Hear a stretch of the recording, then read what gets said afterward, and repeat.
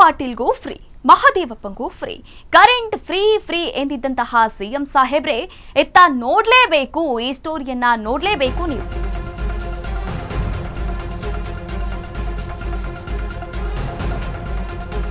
Current free free ಎಂದಿದ್ದಂತಹ CM ಸಾಹೇಬ್ರೆ ಎತ್ತ ಒಂಚೂರು ಗಮನ ಹರಿಸಿ.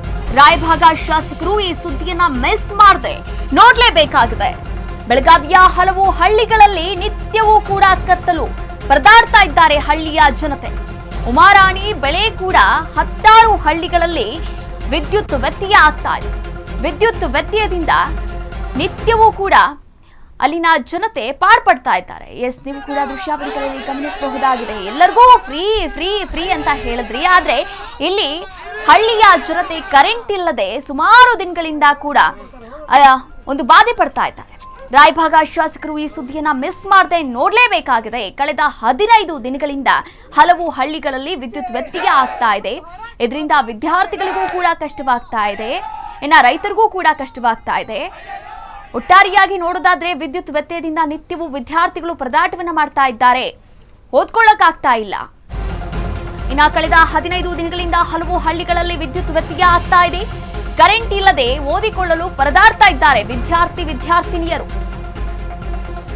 ವಿದ್ಯುತ್ ಕಣ್ಣಾಮುಚ್ಚಾಲೆಯಿಂದ ಉಮಾರಾಣಿ ಗ್ರಾಮಸ್ಥರು ಬೇಸತ್ತು ಹೋಗಿದ್ದಾರೆ. ನಾಗರ ಮುನ್ನೋಳಿ ವಿದ್ಯುತ್ ಕೇಂದ್ರದ ಬಳಿ ಧರಣಿಯನ್ನ ನಡೆಸಿದ್ದಾರೆ. ಆಕ್ರೋಶವನ್ನ ಕೂಡ ಹೊರಗಾಕ್ತಾ ಇದ್ದಾರೆ ವಿದ್ಯಾರ್ಥಿಗಳು. ಅಹೋರಾತ್ರಿ ಧರಣಿಯನ್ನ ನಡೆಸಿ ಸರ್ಕಾರದ ವಿರುದ್ಧ ಧಿಕ್ಕಾರವನ್ನ ಕೂಗಿ ಕಿಡಿಕಾರಿದ್ದಾರೆ.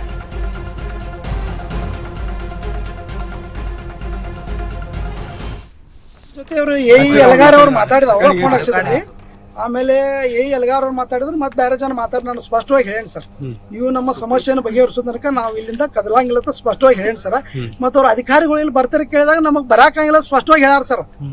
ನೋಡಿ ಸರ್, ವಿಚಾರ ಮಾಡ್ರಿ, ಅವ್ರೆಲ್ಲ ಅಧಿಕಾರಿಗಳು ಅಂತಂದ್ರೆ ಬ್ಯಾರದಾರಲ್ರಿ, ನಾವು ಕೊಡುವಂತ ತೆರಿಗೆಯಿಂದ ಪೇಮೆಂಟ್ ತೆಗೆದುಕೊಳ್ಳುವಂತ ಅಧಿಕಾರಿಗಳು, ಅವರೆಲ್ಲ ನಮ್ಮ ಸೇವಕರು.